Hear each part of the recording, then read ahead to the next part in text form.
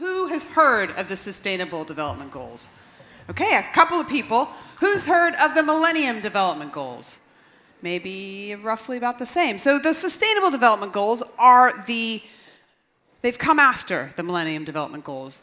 Millennium Development Goals were deemed to be somewhat of a success, but what has happened is that 193 countries have gotten together. 7 million people actually crowdsourced the world's to-do list. So let me ask you if you guys think some of these things are important. Who thinks that clean water for everyone is important? Right? Who thinks that gender equality is important? Right. What about education for all?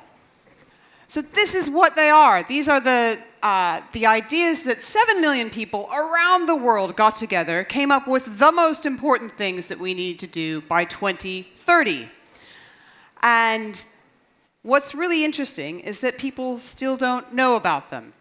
193 countries of the United Nations signed up to these goals. These basically are the Bill of Rights that anyone, anywhere in the world can take to their local government, to their national government, and say, right, what are you doing for me for gender equality? And what Claudia and I are doing is we're doing a podcast. So we're starting a podcast looking at the people, the companies, the brands who are doing something to advance the goals. And I just want to tell you a few people that we've already spoken to. You can find our podcast already. It's on iTunes. If you look for Hubb Culture, you'll find it. That's where I'm from. I'm the executive editor of Hubb Culture. Let me just tell you about a few people that that I've already spoken to. So Claudia actually spoke to Target. And Target, the company where you might go to buy a t-shirt, decided to do something about gender equality. So they started producing t-shirts for boys that said, "Strong like mom." Pretty cool, right? What's really interesting is that they actually got a lot of backlash against them, and people didn't like them. They didn't necessarily think it was a good idea, but they stuck with it. I spoke to, anyone remember Ann Richards, the amazing governor of Texas? So I spoke to her daughter, who works for the Ann Richards School for Young Women Leaders. She told me a story about a girl called Maria, an illegal immigrant into the United States who made it through. Her father's in prison. Her mom works 3 jobs. In 6th grade, she decided she wanted to go to the Ann Richards School for Young Women Leaders. She worked hard all the way through. She's now a citizen of the United States, and she's also at an Ivy League school.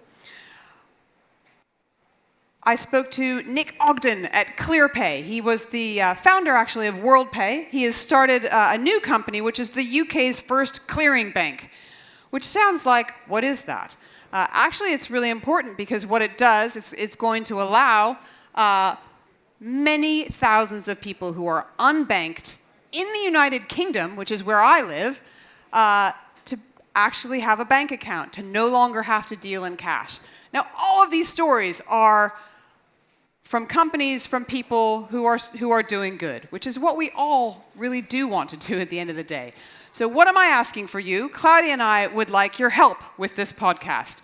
If you know of a brand who is doing good, if you're a company or a group who's doing good, if you can help me fundraise to help this podcast, I'd love to hear from you. I've actually given my data to the internet. I'm all over it. If you search for my name, Edie Lush, you can find me on Twitter, Instagram, wherever, and I would absolutely love to hear from you to see how you can help. And thank you so much to Steffi for allowing me this moment on stage.